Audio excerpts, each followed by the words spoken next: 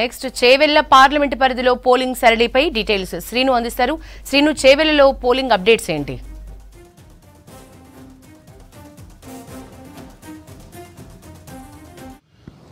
యశోద, చేవెళ్లలో చాలా పీస్ఫుల్గా జరిగింది. 1-2 చోట్ల పోలింగ్ కేంద్రాల్లో కొంత ఈవీఎంలో మొరాయింపు జరిగింది. ఒక 2-3 చోట్ల కొంత 7 గంటల తర్వాత 7:15, 7:20 వరకు అట్లా పోలింగ్ స్టార్ట్ అయింది. సో మొత్తానికైతే ప్రశాంతమైనటువంటి వాతావరణంలో ఓటర్లు తమ యొక్క ఓటు హక్కును వినియోగించుకున్నారు. అయితే చాలా తక్కువగా పోలింగ్ శాతం అయితే నమోదైంది. పోయినసారి 2019 పార్లమెంట్ ఎన్నికల్లో ఎంతైతే పోలింగ్ నమోదైందో అదే రీతిలో ఇప్పుడు కూడా ఈసారి కూడా ఈ పార్లమెంట్ ఎన్నికల్లో కూడా పోలింగ్ శాతం నమోదైంది. పోయినసారి 52% నమోదైనట్టుగా ఎన్నికల అధికారులు చెప్తున్నటువంటి సమాచారం. అయితే ఈసారి 53.15% మాత్రమే పోలింగ్ నమోదైంది. ఓటర్లు పెరిగారు. పోయినసారి కంటే దాదాపుగా 6 లక్షల ఓటర్లు పెరిగారు. 2019లో పార్లమెంట్ ఎన్నికలు జరిగినప్పుడు అప్పుడు దాదాపుగా 24 లక్షల వరకు ఉండే, కానీ ఇప్పుడు 29,38,370 మంది ఓటర్లు ఉన్నారు చేవెళ్ల పార్లమెంటు నియోజకవర్గంలో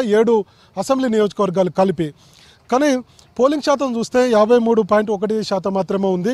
వాస్తవానికి హైదరాబాద్ను ఆనుకొని ఉన్నటువంటి ఈ చేవెళ్ల పార్లమెంటు, దీంట్లో ముఖ్యంగా రాజేంద్ర నగర్ చాలా హైదరాబాద్కు దగ్గరనే ఉంటుంది, మహేశ్వరం నియోజకవర్గం హైదరాబాద్కు దగ్గరనే ఉంటుంది, అట్లనే షేర్లింగంపల్లి, ఇప్పుడు నేను ప్రజెంట్ షేర్లింగంపల్లి నియోజకవర్గంలో ఉన్నా, ఇది కూడా హైదరాబాద్కు దగ్గరలో ఉన్నటువంటి నియోజకవర్గం. తర్వాత ఈ ముఖ్యంగా షేర్లింగంపల్లి, రాజేంద్ర నగర్, మహేశ్వరం ఈ నియోజకవర్గాలు చాలా దగ్గరలో ఉంటే చేవెళ్ల కూడా దాదాపుగా 30 కిలోమీటర్లు మాత్రమే ఉంటుంది హైదరాబాద్కు. సో మొత్తానికి ఈ హైదరాబాద్ ఆనుకొని ఉన్నటువంటి 2/3 పట్టణ ప్రాంత ఓటర్లు ఎక్కువగా ఉంటారు, సెటిలర్స్ ఉంటారని చెప్పుకోవాలి ఓవరాల్గా. అయితే ఈ పార్లమెంటు నియోజకవర్గంలో అత్యధికంగా ఓట్లు ఉన్నటువంటి నియోజకవర్గం షేర్లింగంపల్లిలో 7,58,000 ఓటర్లు ఉంటే మన 5 గంటల వరకు నమోదైనటువంటి పోలింగ్ శాతం 41.63%. అంటే ఏ స్థాయిలో అంత చాలా తక్కువగా పోలింగ్ శాతం నమోదైంది. కొంత రూరల్ ఏరియాలో బాగానే ఉంది. ముఖ్యంగా తాండూరు చూస్తే దాదాపుగా 63% అయింది.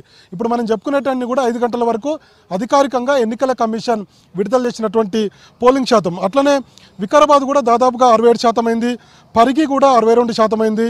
సో పట్టణ ప్రాంత నియోజకవర్గాల్లో చాలా తక్కువగా ఓటింగ్ శాతం నమోదైంది.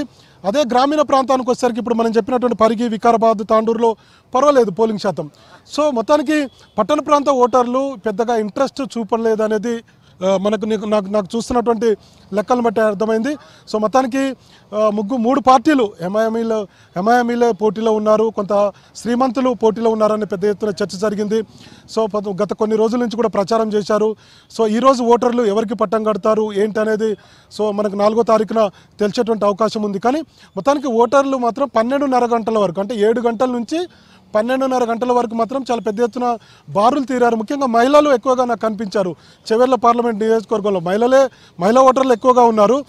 వాళ్ళే మనకు దాదాపుగా మనకు అంటే ఆయా పోలింగ్ స్టేషన్లలో ఎక్కువగా కనిపించింది మాత్రం మహిళా ఓటర్లే.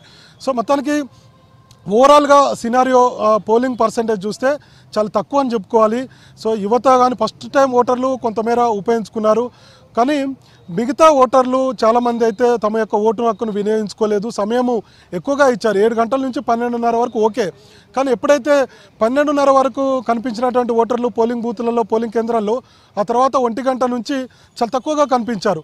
దాదాపుగా 3 గంటల వరకు కూడా పెద్దగా లంచ్ అవర్ అనుకున్నాము, కానీ లంచ్ అవర్లో కూడా పెద్దగా రాలేదు. కారణం ఏంటంటే ఎండ ఎక్కువగానే ఉంది. ఈ వికారాబాద్, తాండూరు, తర్వాత పరిగి ఈ ప్రాంతాల్లో ఎక్కువగానే ఎండ కనిపించింది. కాబట్టి పెద్దగా ఓటర్లు బయటకు అయితే రాలేదు. కానీ గ్రామీణ ప్రాంతాల్లో ఓకే, పట్టణ ప్రాంతాల్లో మరి తర్వాత 3 గంటల నుంచి 4, 5, 6 గంటల వరకు, ఇప్పుడు సాయంత్రం 6 గంటలు అవుతుంది. సో ఇప్పటివరకు కూడా పెద్దగా ఓటర్లు అయితే పట్టణ ప్రాంత ఓటర్లు ఓటు వేయడానికి రాలే. సో ఓవరాల్గా నేను చూసినటువంటి అబ్జర్వేషన్, నేను తిరిగినటువంటి 7 అసెంబ్లీ నియోజకవర్గాల్లో పట్టణ ప్రాంత ఓటర్లలో మాత్రం 2 గంటల నుంచి పెద్దగా ఇంట్రెస్ట్ చూపలేదు, ఓటు వేయడానికి రాలేదు. ఒకళ్ళు వచ్చినా 1, 2, 3, 4 తప్ప పెద్దగా ఓటర్లు అయితే కనిపించలేదు.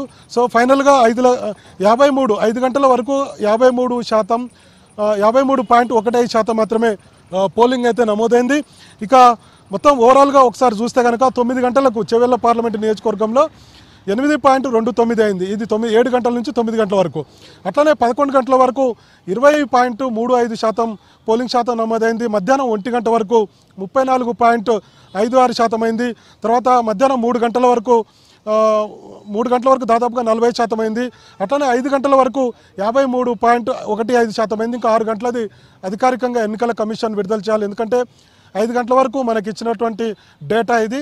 సో 6 గంటల వరకు ఎలక్షన్ కమిషన్ మిగతా ఎంత అవుతుంది అనేది చూడాలి. సో కొంత పెరిగేటువంటి అవకాశం అయితే ఉంది. చేవెళ్లలో 52% పోయినసారి అవుతే ఈసారి 2019లో 52% మేర అయితే ఈసారి కొంత పెరిగేటువంటి అవకాశం ఉంది. మరొక 4-5% పెరిగేటువంటి అవకాశం ఉంటే అది 60% అయితే కనపడుతుంది. సో ఓవరాల్గా ఇందాక మీకు చెప్పినట్టుగా పట్టణ ప్రాంత ఓటర్లు పెద్దగా ఇంట్రెస్ట్ అయితే చూపలేదు. తర్వాత గ్రామీణ ప్రాంతానికి సంబంధించినటువంటి నియోజకవర్గానికి సంబంధించినటువంటి వాళ్ళే ఇంట్రెస్ట్ అయితే చూపెట్టినట్టుగా మనకు అర్థమవుతుంది. దాదాపుగా 60% మేర పోలింగ్ శాతం నమోదైంది. సో మొత్తానికి ప్రశాంతమైనటువంటి వాతావరణంలో జరిగింది. 3 అభ్యర్థులు కూడా తమ యొక్క ఓటు హక్కును వినియోగించుకున్నారు. ముఖ్యంగా కాంగ్రెస్ పార్టీ నుంచి రంజిత్ రెడ్డి, అట్లనే బీజేపీ నుంచి కొండా విశ్వేశ్వర రెడ్డి, తర్వాత బీఆర్ఎస్ నుంచి కాసాని జ్ఞానేశ్వర్ ముదిరాజ్, ఈ ముగ్గురు మధ్య తీవ్ర పోటీ అయితే ఉండేటువంటి అవకాశం ఉంది. సో ఓటర్లు ఎవరికి పట్టం కట్టబోతున్నారు, ఎట్లా ఉంటుంది, గ్రామీణ ప్రాంతంలో పరిస్థితులు ఎలా ఉన్నాయి, గ్రామీణ ప్రాంతాల్లో ఓటర్లు ఎటువైపు మొగ్గు చూపారు, ఎందుకంటే ఎక్కువగా ఓటు వేయడానికి వాళ్ళు వచ్చారు. మరి పట్టణ ప్రాంత ఓటర్లు కొంత తక్కువగా పోలింగ్ శాతం చూస్తే నమోదు అయింది, తక్కువ శాతం. మరి వీళ్ళు ఎటువైపు మొగ్గు చూపారు, వాతావరణం ఎట్లా ఉంటుంది ఏంటనేది సో మనకు ఒక క్లారిటీ అయితే వచ్చేటువంటి అవకాశం ఉంది.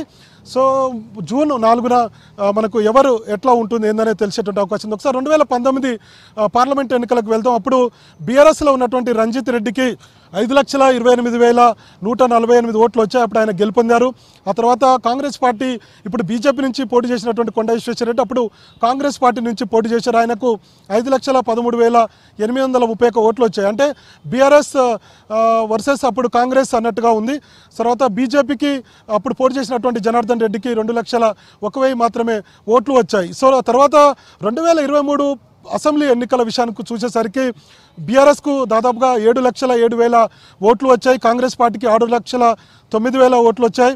తర్వాత బీజేపీకి 3,35,000 ఓట్లు నమోదయ్యాయి. ఏది మొన్న జరిగినటువంటి అసెంబ్లీ ఎన్నికల్లో 2023 మొన్న జరిగినటువంటి డిసెంబర్లో జరిగినటువంటి అసెంబ్లీ ఎన్నికల్లో దాదాపుగా అంటే ఇప్పుడు కొంత త్రిముఖ పోటీ ఉంటుందంటున్నారు. మరి వాతావరణం ఎట్లుంటుంది అనేది చూడాల్సినటువంటి అవసరం అయితే ఉంది. సో మొత్తానికి ఇప్పటివరకు 5 గంటల వరకు అయితే 53.15% చేవెళ్ళ పార్లమెంటు నియోజకవర్గంలో పోలింగ్ శాతం అయితే నమోదైంది. ఇక మహేశ్వరం, రాజేందర్ నగర్, షేర్లింగంపల్లి, చేవెళ్ళ, పరిగి, వికారాబాద్, తాండూర్ ఈ 7 అసెంబ్లీ నియోజకవర్గాల్లో కూడా ఎక్కడ ఎలాంటి అవాంఛనీయ సంఘటన జరగలేదు.